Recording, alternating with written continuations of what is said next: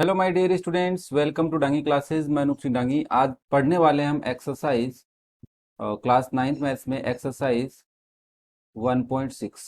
Okay, sorry 1.5। 1.5 exercise आज हम पढ़ने वाले हैं, जिसमें सबसे पहला क्वेश्चन क्या कर रहा है। देखो, इसमें कुछ अंडर रूट वाले कॉन्सेप्ट हैं, वो हमने पढ़े हैं, बेसिक पार्ट। तो आज हम कुछ क्वेश्चंस करते हैं। पहले क्वेश्चन कह रहा है classify the following number as rational और इरेशनल।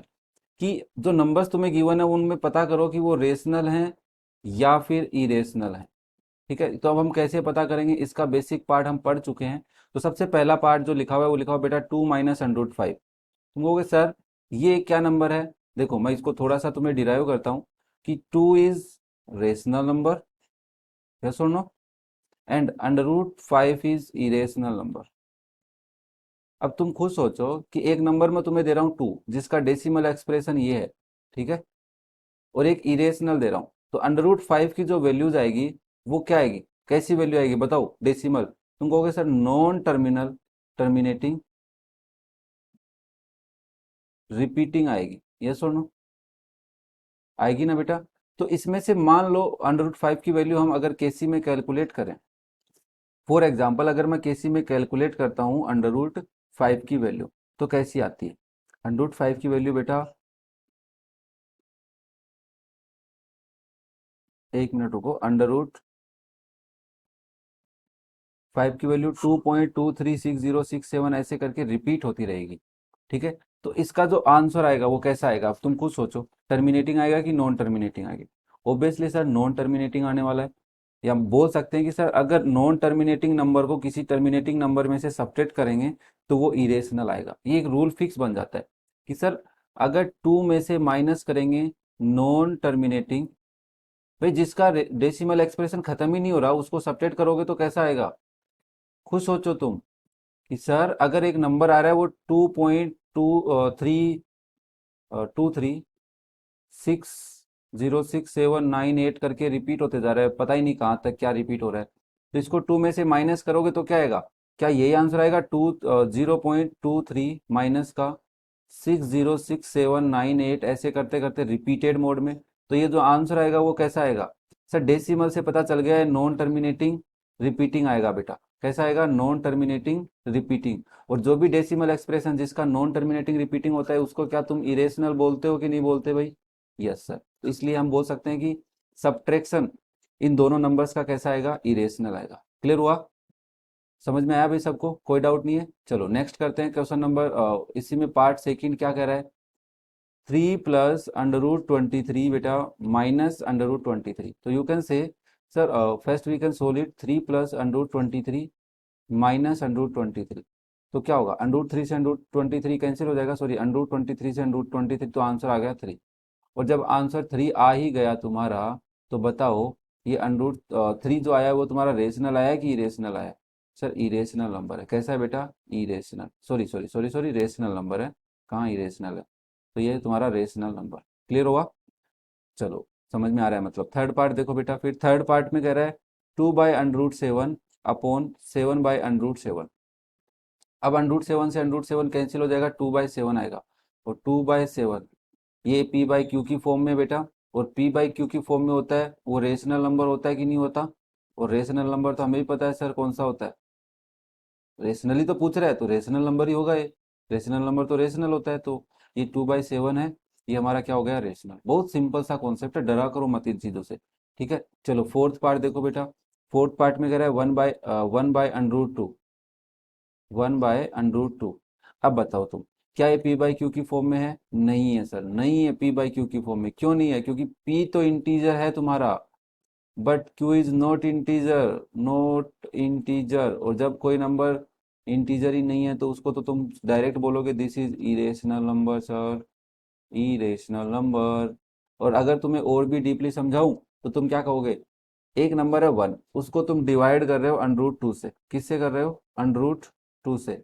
वो जो वैल्यू होती है वो होती है 1.41421356, ऐसे करते करते रिपीट में चलता है। अब बताओ इसका डिवीजन कहाँ करोगे, कैसे करोगे। तो सर हमारे को डिवाइड करेंगे तो सर ये पक्का इरेशनल आएगा। तो रेशनल नंबर को जब इरेशनल से डिवाइड करते हैं तो भी क्या आता है, इरेशनल आता है। फिफ्थ पार्ट है 2π। अब यहाँ पे क्या कॉन्सेप्ट लगेगा, व्हेन वी मल्टीप्लाई, इसको मैं ऐसे लिखता हूँ 2 × पाई, यस और नो बेटा। और पाई हमें पहले से पता है इरेशनल नंबर होता है, और जब रेशनल नंबर को इरेशनल से मल्टीप्लाई करोगे, रेशनल को किससे कर रहे हो, इरेशनल से, तो आंसर क्या आएगा, इरेशनल ही आएगा बेटा। क्या आएगा, इरेशनल ही आएगा। क्लियर है। तो ये हमारे बेसिक कॉन्सेप्ट था कि क्वेश्चन नंबर 1 कैसे करना है। चलो यहाँ तक तो चलो तुमने कैसे भी कर लिया होगा, बट कैसे भी का करने का मतलब तुम्हें कॉन्सेप्ट पता होने चाहिए बेटा कि रेशनल को इरेशनल से डिवाइड मल्टीप्लाई करने पे क्या आंसर आता है। ठीक है, तो अच्छे से प्रैक्टिस करना, बेसिक्स का वीडियो जरूर देखना, उससे तुम्हारे को और भी बेसिक क्लियर हो जाएंगे। चलो क्वेश्चन नंबर 2 डिस्कस करते हैं। Simplify each of the following expressions. तो हमें एक्सप्रेशंस को सिंप्लीफाई करना है, तो मैं तुम्हारे लिए एक्सप्रेशन लिखता हूं पहले। फर्स्ट एक्सप्रेशन क्या लिखा हुआ है, दिस इज 3 + √3 2 + √2, ये लिखा हुआ है। क्या कर सकते हैं सर, ये देखो ये इस टाइप से लिखा हुआ है, a + b multiply with c + d। दो ब्रैकेट्स को मल्टीप्लाई करना है, क्या करना है, टू ब्रैकेट्स को मल्टीप्लाई। और टू ब्रैकेट्स को मल्टीप्लाई कैसे करते हैं, इस ब्रैकेट में फर्स्ट टर्म को लेंगे, इसको इससे मल्टीप्लाई करेंगे, फिर इसी टर्म को किससे मल्टीप्लाई करेंगे, इस टर्म से भी करेंगे। तो मैं ऐसे करके इसको ऐसे लिख सकता हूँ क्या, a × c, फिर जो साइन है वो प्लस a × d। समझ में आया। अब ए जब मल्टीप्लाई हो गया तो अब किसको लोगे तुम, बी को लोगे। बी को पहले सी से करोगे और इसी बी को किससे करोगे बेटा, डी से भी करोगे, तो तुम लिखोगे plus b × c plus b × d। Clear हो पाया, कुछ क्लियर हो पाया क्या, यस। तो इस तरीके से हमें इनको मल्टीप्लाई करना है। चलो फिर मैं मल्टीप्लाई करता हूँ फटाफट, इसको मल्टीप्लाई करेंगे तो क्या लिखेंगे, जल्दी बताओ मुझे, जल्दी बताओ जल्दी। तुम कहोगे सर 3 × 2 होगा पहले, ओके, फिर 3 को किससे करेंगे, √2 से। 3 भी प्लस का है और √2 भी प्लस का, तो प्लस इंटू प्लस प्लस होता है, तो यहाँ पे लिखोगे 3 × √2। फिर हम लेंगे √3 को 2 से मल्टीप्लाई करेंगे तो आएगा √3 × 2। फिर √3 को हम बेटा √2 से करेंगे, फिर से प्लस का है, सारे साइन प्लस के हैं तो यहाँ पे प्लस का ही आने वाला है। ओके, अब देखो 3 × 2 = 6 प्लस, ये क्या, 3 × √2 को कैसे लिखोगे, सॉरी यहाँ पे लिख देता हूँ 3 × √2 को। देखो जब भी रेशनल नंबर को इरेशनल से मल्टीप्लाई करते हैं तो दोनों दोस्त बन जाते हैं और साथ में ऐसे लिखे जाते हैं।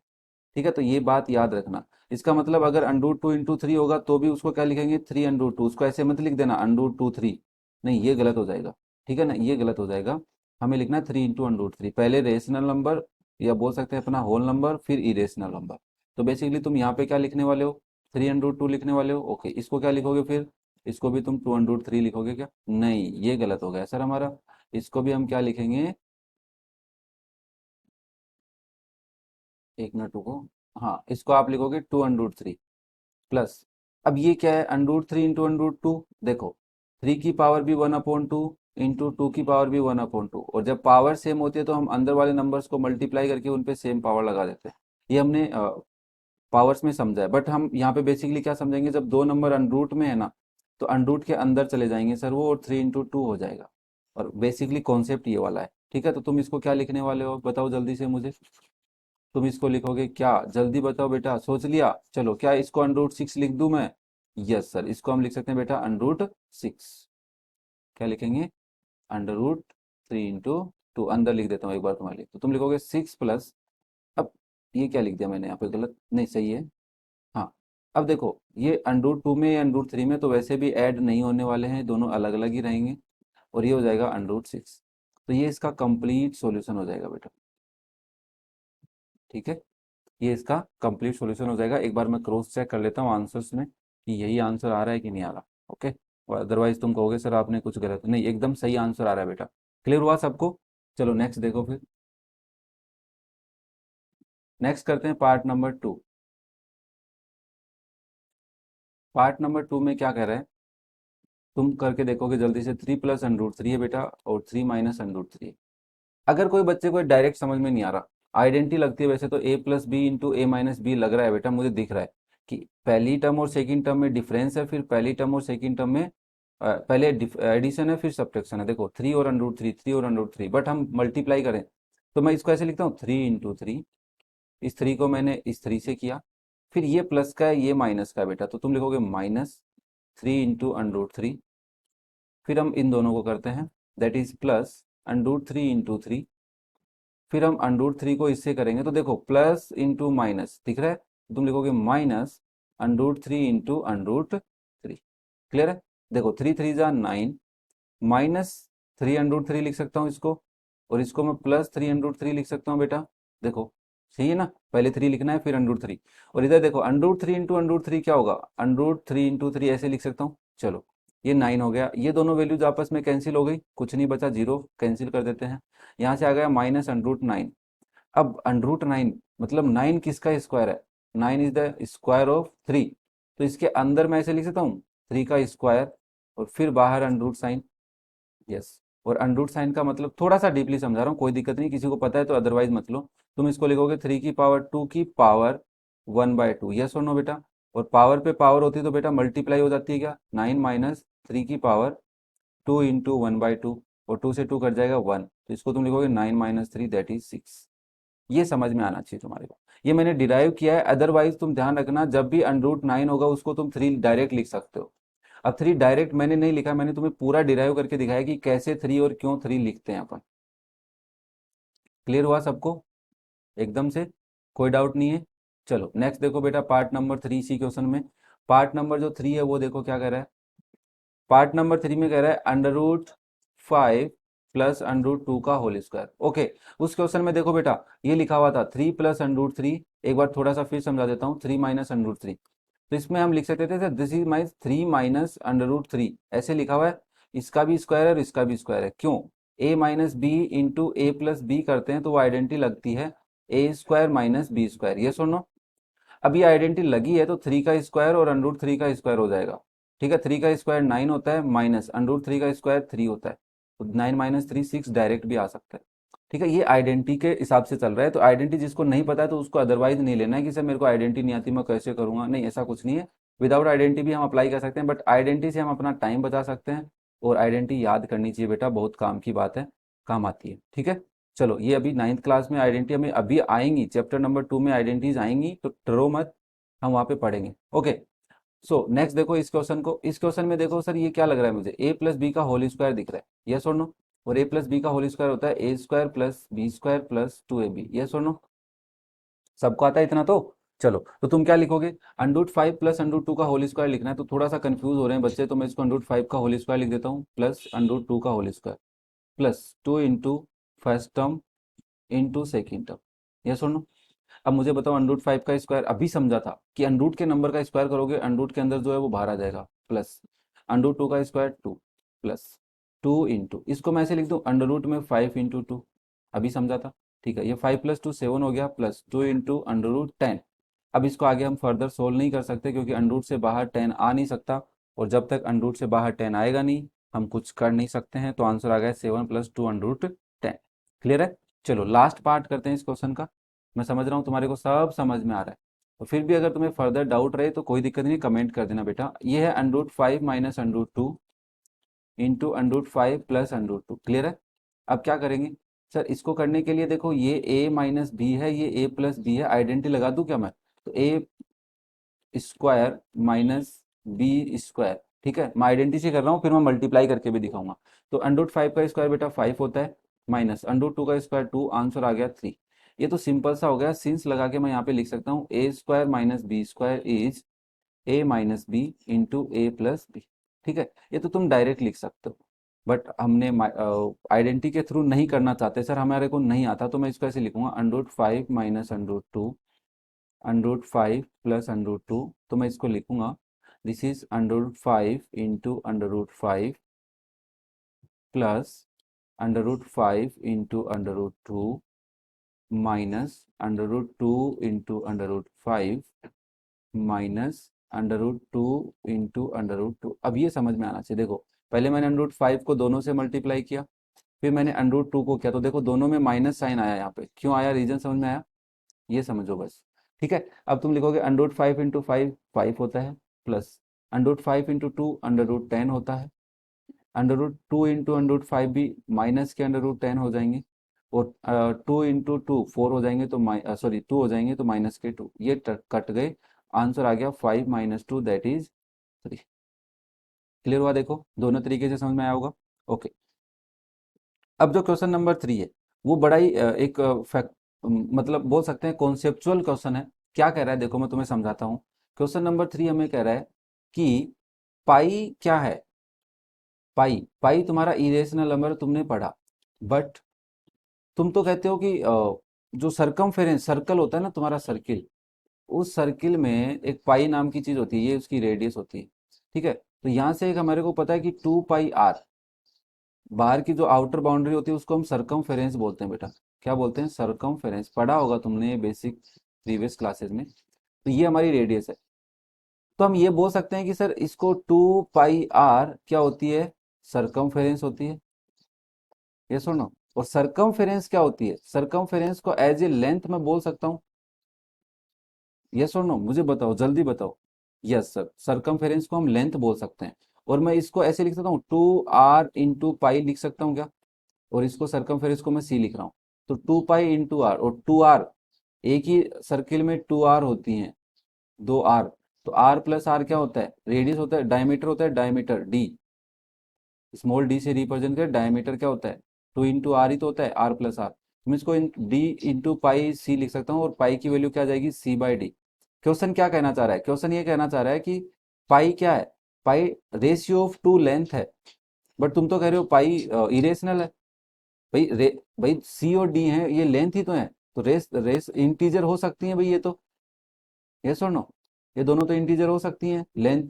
बट हम यहाँ पे ये कहेंगे कि सर देखो, आप कह रहे हो सी, जो आपकी सरकमफेरेंस है वो लेंथ है, मानते हैं इस बात को। बट जरूरी थोड़ी ना है लेंथ, हम जो 2 सेंटीमीटर लेते हैं वो 2 सेंटीमीटर ही होती है, वो मे बी 2.0005 भी हो सकती है, वो मे बी 2.00000008 भी हो सकती है।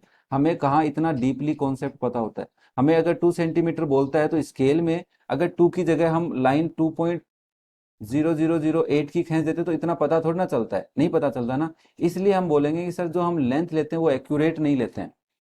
ठीक है, लेंथ है वो एक्यूरेट नहीं आ सकती है, इसलिए पाई को क्या बोला गया है? इरेशनल बोला गया। क्योंकि ये जो लेंथ है वो लेंथ क्या है? जो डेसिमल के आगे जो नंबर रिपीट हो रहे हैं वो पता नहीं कहां तक रिपीट हो रहे हैं, रिपीट हो रहे हैं नहीं हो रहे ये भी नहीं पता। तो हम इसको इरेशनल नंबर बोलेंगे। जो लेंथ है उसको क्या बोलेंगे? इरेशनल। थोड़ा सा कॉन्सेप्चुअल है बेटा, समझो इस बात को कि सर जो हम लेंथ ले रहे हैं वो लेंथ जरूरी थोड़ी ना है 2 सेंटीमीटर, ये वो 2 के आगे क्या पता कितने डेसिमल तक जाएगी। क्लियर हो रही है बात? ये समझो बस। अब जिसको ये बात समझ में आई वो इस क्वेश्चन को इजिली समझ गया होगा। अदरवाइज तुम्हें वीडियो रिपीट करके देखना। तो हम बोल सकते हैं this is the ratio of two irrational quantities, C and D are irrational according to decimal, decimal places को देखकर हम इस बात को बोल रहे हैं। ओके, क्लियर है? चलो नेक्स्ट देखो, क्वेश्चन नंबर 4 कल ही हमने सीखा है, इसका बेसिक वीडियो कल ही डाला था मैंने, कि कैसे इरेशनल नंबर को नंबर लाइन पे रिप्रेजेंट करते हैं। अब हमें कह रहा है अंडर 9.3 को रिप्रेजेंट करो। तो हम सबसे पहले क्या करेंगे सर? ए से लेके बी तक एक लाइन ड्रॉ करेंगे, जो कितने की होगी? 9.3 सेंटीमीटर की होगी। ठीक है, अपने ग्राफ में, स्केल में। फिर हम यहाँ से 1 सेंटीमीटर आगे चलेंगे, सी पे पहुंच जाएंगे। फिर हम ए और सी का मिड पॉइंट ढूंढेंगे, कैसे? परपेंडिकुलर बाइसेक्टर, ऐसे ग्राफ कट करके। याद है ये? नहीं देखा है प्लीज बेसिक वाला वीडियो देखना। ए पे कंपास की नोक को पुट करेंगे, पेंसिल को हाफ से ज्यादा ओपन करेंगे, एक आर्क ऊपर एक आर्क नीचे। सिमिलरली सेम रेडियस के कंपास को सी पे पुट करेंगे और दोनों आर्क को कट करेंगे। जो इनका इंटरसेक्टिंग पॉइंट आएगा उनको हम ज्वाइन करेंगे, तो ये यहाँ पे कोई ना कोई पॉइंट ओ पे कट करेगा। जब ये ओ पे कट कर लेगा तो इस ओ को एज ए सेंटर लेके और ए तक को कंपास को ओपन करके एक सेमी सर्किल ड्रॉ कर दोगे बेटा तुम। वो जरूरी नहीं है उसको कट करे, इसको कट करे, जरूरी नहीं है, इसके ऊपर से भी जा सकता है, इसके नीचे से भी। अब हम क्या करने वाले हैं? बी पे परपेंडिकुलर ड्रॉ करेंगे। कैसे करेंगे? एक कंपास की हेल्प से कर लोगे, ऐसे करके। याद है तुम्हें? सब आता है ना ऐसे करके? यस, तुम इस पे जब 90 डिग्री ड्रॉ करोगे तो ये जो 90 डिग्री इस सेमी सर्कल को जिस पॉइंट पे कट करेगा वो पॉइंट तुम्हारा डी ले लेना। और ये जो बी डी लेंथ है, ये बी डी लेंथ ही आपकी अंडर रूट 9.3 है। और तुम बोल सकते हो सर ये नंबर लाइन को मैं थोड़ा सा आगे बढ़ा लेता हूँ, और यहाँ पर मैं बी पे कंपास पुट करूंगा और मेजर करूंगा कि बी से डी कितना है, इतना ही कंपास ओपन करूंगा और बी से डी यहाँ पे एक आर्क कट कर दूंगा। ठीक है, वो मे भी तुम्हारी 1 सेंटीमीटर के आसपास हो सकती है, इसके एकदम पास भी हो सकती है, अंदर भी हो सकती है, बाहर भी हो सकती है। डरो मत कि सर आपने कहा था बाहर आएगी, मेरी तो इसके एकदम जस्ट पास में आ गई। कोई दिक्कत नहीं है बेटा। तो ये जो डी पॉइंट को ई बना देना, अब इसको बोल देना ई पॉइंट, तो B E is equal to 9.3। Clear है? जिसको नहीं समझ में आया प्लीज एक बार रिपीट करके देखिए, जो भी स्टेप्स मैं बोल रहा हूँ उनको फॉलो करें, एकदम इजी क्वेश्चन है बेटा। ठीक है, नेक्स्ट और लास्ट जो इस एक्सरसाइज का क्वेश्चन है, बड़ा ही इंपॉर्टेंट क्वेश्चन है, क्योंकि इसके अंदर जो कॉन्सेप्ट छिपा हुआ है वो बहुत काम आता है। उसको बोलते हैं रेशनलाइजेशन, रेशनलाइज द डिनोमिनेटर। ये कॉन्सेप्ट बड़ा ही खतरनाक है। खतरनाक क्या है, मतलब बेसिक बात इसमें छुपी हुई वो समझ जाए तो बच्चा खत्म। क्या कह रहा है कि अगर, पहले बेसिक समझो थोड़ा सा। अगर कोई नंबर है वो न्यूमरेटर अपॉन डिनोमिनेटर की फॉर्म में लिखा हुआ है और डिनोमिनेटर में अंडर रूट दिख गया, बस डिनोमिनेटर में अंडर रूट दिखने का मतलब इरेशनल दिख गया, तो ये नंबर है, इसमें से नीचे में से अंडर रूट हटा दो बस। कैसे भी करके डिनोमिनेटर में से अंडर रूट हटा दो, चाहे ऊपर आ जाए वो चलेगा। तो नीचे डिनोमिनेटर में से रिमूव करना इरेशनल नंबर को, उसी कॉन्सेप्ट को बोलते हैं रेशनलाइजेशन। बात समझ में आई तो बोलो यस सर, कमेंट करके जाना कि हाँ सर समझ में आई, कि डिनोमिनेटर में से क्या करना है, डिनोमिनेटर में से अंडर रूट का नंबर जो भी है उसको हटाना है, बस कैसे भी हटाएं, बस हटा दें उसको। ठीक है, तो चलो फिर क्वेश्चन करते हैं और क्वेश्चन के साथ साथ समझते हैं। वैसे एग्जांपल्स गिवन है, एक बार क्रॉस चेक कर लेना एग्जांपल्स को। सो सबसे पहले वाला पार्ट जो बोल रहा है वो क्या कह रहा है, वैल्यू है 1/√7। तुम कहोगे सर √7 हटेगा कैसे, मुझे ये बता दो। बेटा इसी नंबर को अगर मैं √7 से मल्टीप्लाई कर दूं तो ये हट जाएगा नीचे अंडर रूट। यस, तो अब ये तो नाराज हो जाएगा, नीचे मल्टीप्लाई किया ऊपर तो नहीं किया, तो ऊपर भी करना होगा। क्यों कर रहे हैं, देखो √7 से नीचे ऊपर मल्टीप्लाई करने पे इनको काट देंगे तो वैल्यू तो 1/√7 ही बचेगी बेटा। तो ये जो √7 है ये मल्टीप्लाई करना पड़ता है फॉर रेशनलाइजेशन, तो तुम लिखोगे this is equal to √7/7। Yes और नो, क्योंकि √7 इंटू √7 7 होता है, हमने अभी पढ़ा है थोड़ी देर पहले ही, इस बात को समझा था। तो ये हमारा आंसर हो गया, √7/7 is the rationalise form of 1/7। ठीक है, ये 1/√7 की रेशनलाइज फॉर्म है। क्लियर हुआ। चलो सेकेंड पार्ट देखो बेटा, 1/√7 माइनस √6 लिखा हुआ है। तुम कहोगे सर इसके अंदर तो √7 माइनस √6 है, अब क्या करें। बेटा मुझे एक बात बताओ, अगर मैं इन दोनों का स्क्वायर कर दूं, 7 का, √7 का और √6 का, तो तुम्हें ऐसा कोई रूल पता है। यस सर, अगर यहाँ पे नीचे क्या हो, √7 प्लस √6 हो, ये अगर ब्रेकेट हो, तो मैं इन दोनों का स्क्वायर लिख सकता हूँ, a-b a+b के कॉन्सेप्ट से। तब नीचे अगर ये मल्टीप्लाई किया तो ऊपर भी इसी को मल्टीप्लाई करना होगा कि नहीं करना होगा, मुझे जल्दी से बताओ। यस, वैसे रटा जाता है कि सर यहाँ पे माइनस साइन है तो प्लस कर दो, बट क्यों मैं तुम्हें रीजन समझा चुका हूँ। ओके, तो तुम लिखोगे सर a-b के कॉन्सेप्ट से ऊपर तो यही रहेगा, ऊपर तो कोई दिक्कत नहीं है, बट नीचे क्या हो जाएगा, 7 - 6। यस और नो, या फिर अगर कोई ज्यादा डीपली समझे, √7 का स्क्वायर, √6 का स्क्वायर। अब तुम थोड़ा सा सोल्व कर लो, √7 प्लस √6/7 - 6, और ये कितना हो जाएगा, ऊपर तो सेम रहेगा, चाहे तुम √6 प्लस √7 लिखो एक ही बात है, 7 - 6 इज 1। क्लियर हुआ, सबको क्लियर हुआ क्या। यस सर, तो इसको हम बेसिकली ऐसे भी लिख सकते हैं, √7 प्लस √6। ठीक है, कोई दिक्कत नहीं, एक ही बात है। ओके, समझ में आया। चलो नेक्स्ट देखो फिर, इसी का पार्ट है थर्ड।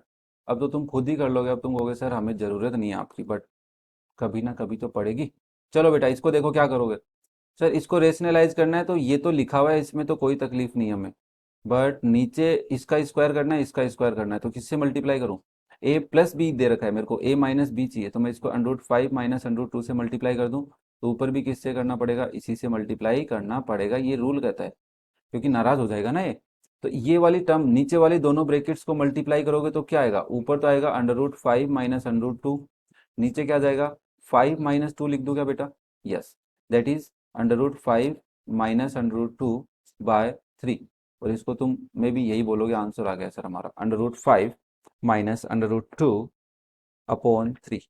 क्लियर है। चलो नेक्स्ट और लास्ट पार्ट इस एक्सरसाइज का, दैट इज 1/√7 - 2। बताओ क्या करोगे। तुम कहोगे सर ये तो ऐसे का ऐसा ठीक है, हमारे को कोई तकलीफ नहीं है, बट इसका अंडर रूट हटाना है, तो a-b दे रखा है, तो मेरे को a+b से मल्टीप्लाई करना पड़ेगा इसको, और a मेरा फर्स्ट टर्म है यहाँ पे √7। ठीक है, और ऊपर भी मुझे इसी से मल्टीप्लाई करना पड़ेगा। एक मिनट रुको बेटा, ये गलती हो गई, गलती सुधार लेते हैं अपन, अभी डिजिटल बोर्ड पे हैं तो गलती सुधार सकते हैं। ठीक है, इसको +2 से मल्टीप्लाई कर दो ऊपर, तो अब तुम ऊपर लिखोगे √7 + 2, नीचे क्या आएगा बेटा, √7 का स्क्वायर दैट इज 7, माइनस √2 का स्क्वायर 2, तो तुम इसको लिख सकते हो √7 + 2/5। क्लियर है, तो ये इसका सॉल्यूशन हो जाएगा। तो ये हमारी थी एक्सरसाइज 1.5 5 नेक्स्ट हम डिस्कस करेंगे laws of exponents, very very very important है समझना इस बात को। उसके बाद हम चैप्टर खत्म हो जाएगा अपना, और चैप्टर खत्म हो जाएगा तो हम नेक्स्ट चैप्टर स्टार्ट करेंगे। तो अगर कोई भी डाउट हो तो मुझे कमेंट कर देना, कोई दिक्कत नहीं है, हम उस डाउट पे डिस्कस करेंगे और उसके बाद फर्दर कॉन्सेप्ट समझते हैं। ओके बेटा, थैंक यू।